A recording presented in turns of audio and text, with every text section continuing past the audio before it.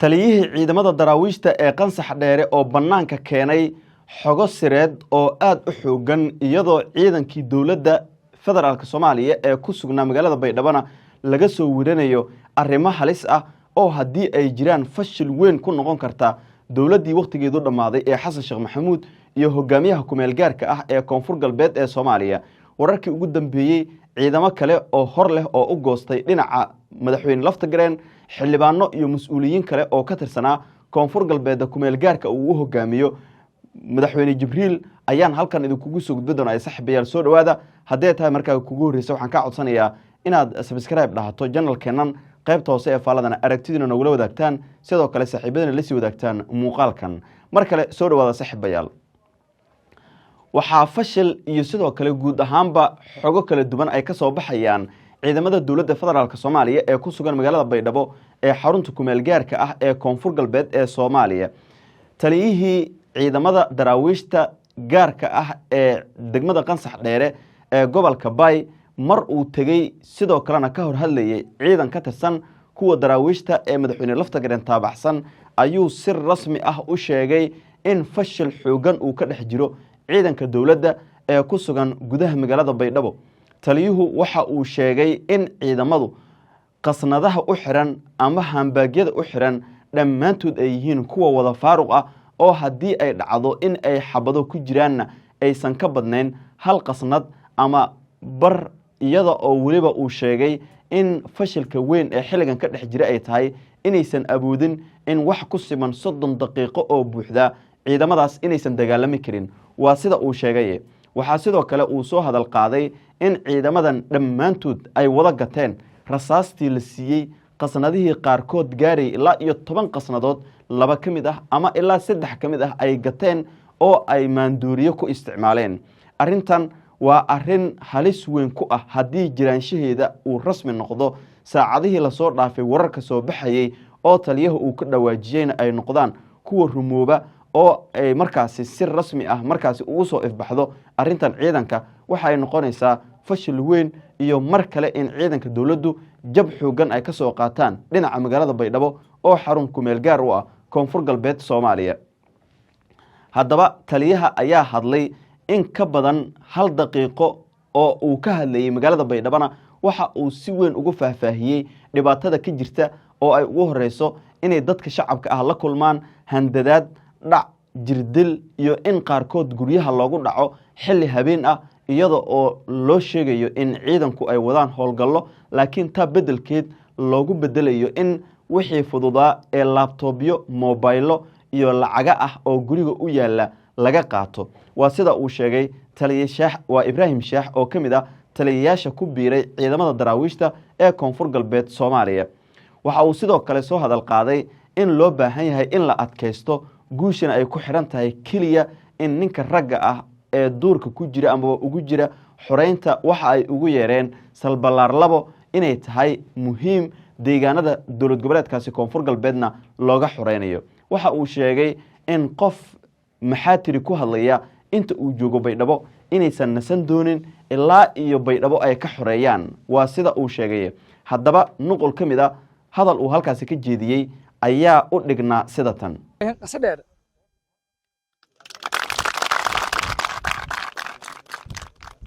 dibaha anaga inii Baydhabo oo dadka roogan walqaab leen hayna ee hafiiri oo alkulistiyalku ayin qasinta oo walaanka jarta ma ahaan kala TikTok ka duudan walba minka jaram boosh ewer ay wadaan wallahi ani siin arag bohollaka jaran TikTok la ka duuga boosh ko ewer ay wiiga la wadada walba minka jaran karam doolarka gadi kulay guulati oo hamin hor raahohi meel dhan baan weerahan kan hadda ma ka saa'il meel raay eedo meel raay la meel inta hira yako weeray hamin hor siin aragay meel raay una nin ka inteena haween la inay war kala min jiraan lama haatiri ahlinkom min jiraa ilaahay lak may buu dadkan uu runtii geelida noo runtii ogda geelida geelid baa mishaa hadra saafay ahlinkom min jiraa yar wallahi tali halin ka durto oo kule bako tamanin gal yar waa madaalaar wallahi intii siroodan lama haatiri intii roog madaalaar hamin hore guul faylah hoohin dadkii hoohi ilaahay khayr sii dhamaantay ilaahay khayrna sii ani oo baydhow oo ku huraaysoona may boolankii oo meel run jeefado masamiin qaba masmayla raay walaaso mayla raay wal jirida kor may buu meel run jeefado kor chiido ka gala kor geedo dulkaada la faday ilaan joodara jiifa inta markii shan artaan baydhow yaa hurayaan waana diyaar ningata meel fayran waa ning maraha dulkaadana waa taliyaha ciidamada daraawiishta ee degmada Qansax Dheere ee gobolka Bay intaas aynu ku dhaafno waxaa jira ciidan tirabeel ah oo saacadihii la soo dhaafay siyaabooyin kala duwan ugu biirayay ciidamadan madaxweyne lafta gareen taabacsan ee ay hogaaminayaan afayeenkii hore ee Koonfur Galbeed Xasan Cabdi Maxamed ugaas Xasan loo yaqaano Xasan Cabduqaadir oo isagana ah wasiirkii amniga ee Koonfur Galbeed Soomaaliya waxaana dhammaantood la warinayaa inay ku wada sugan yihiin duleedka magaalada Baydhabo saacadihii la soo dhaafay howlgallo ayaa dhacay oo iyagana markaas diiradda lagu saareeyay xaaladda guud ee amniga ee magaalada Baydhabo hareeraheeda isla sidaas oo kale xildhibaano iyo mas'uuliyiin kale oo ka tirsan maamulka kumeel gaarka ee Koonfur Galbeed ayaa u goostay dhinaca madaxweyne lafta gareen si gaar ah ciidamada ku sugan duleedka magaalada Baydhabo la sheegay inay u tageen waxaana sidoo kale halkaas markii uu gaaray xildhibaan markaasi kamid ahaa xildhibaanadii goostay uu si toos ah u sheegay in ujeedka ugu weyn ee uu ugu biiray ciidamadan ay yihiin in uu ka dulqaado shacabka reer Koonfur Galbeed gumaysiga cusub ee ay galeen waa sida uu sheegay halkaas khudbad kooban oo uu ka jeediyay ayaa isagana u dhigneed sida tan wasiirada dalku roogay fulin tahay waxyaabaha geekii i fiirsado hayaan wal nasiib daraan ka tilmaamo oo nasiib daraan araga gaar ahaan baarlamaanka oo iskumata baarlamaanka saxaabadalkii hay dastuurka iyo DGN xeerkii Koonfur Galbeed dastuurka federal state yaali og oo dastuurka iyo DGN dastuurku duwan la kooy dawlad oo dhoosan wadan dhan dhisan astaan lahay in lan wasiir iska shaamo soo gubernatore uu wal hangmaga wala ka maamul koryo i aamanaan waan dastuurkii aan saxayna gacanto ay haysan waan i aamanaan nasiib dareen araga maysin laha dalkan dulmalka suubiyo koomiga marma lamana ma ilaahay diiday magala diidi magalkii diidi magala dhaafay magalna roo maysin sheegay aan rigi dalkan horeey ma dhamaan ma la dhamaado doon lika ubooyelay dalka ubooyelay dadkii badbaadiyay roog dadkii dhalaan roog aan meel la raabay istu qarantiin shaqada salbilaartana wado tuugul ha ka magaayo magaca baan gorodane oo la ka magaayo midis dila ka bedeloon astaanta Koonfur Galbeed masuuli doonaan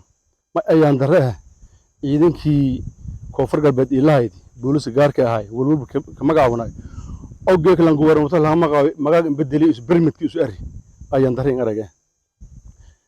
iyo si kama hadnaqay xilbaan sawir ma ka baaqay kaalin geek la roo dastuurkii si aan saxayeen geeka badbaadinaysan ku fada dalka badbaadinaysan ku fada in lan dal shay leen xukumahan gubernatore magaca wahayn in inta la siin goobsada lan dantis khaas inta ku inta goobsada iritaha saarada wal siinmeeri koryo wala iweedan aamantaan doorasho gobolan hay'ad sanartaan ayaan dareen araga iyada siin ogna isku warqabna dadka saaxiibayalkan la shaqeeyani wasiir mase goon akin hortageen ka bashaareeyeen sheegay doona aan Baydhabo ku kooy Baydhabo aan ku kooy howlgalka geek in kooma Baydhabo shaqo fayla ku dareerta sag badan oo xurum darro diidahay roog baarlamaan shaqeeyahay roog ciidan shaqeeyahay roog maykeen shaqeey wal dadka oo gumudonka Baydhabo roog dad lama laab shay iyo Baydhabo ka sugan juhdi badan oo geyn dadaal badan waan neel shaqeeyahay roogan kaliya wala intaan handeeri in dadaalka meel isku daray ka antu tala isku aan siin qaybsaday ujeedadii hayti haddii la maanta la soo gaartay waxaan ka codsanayaa inaad subscribe dhahato channel-keenan qaybta hoose ee faaladana aragtidina nagu la wadaagtaan sidoo kale saaxiibadana la sii wadaagtaan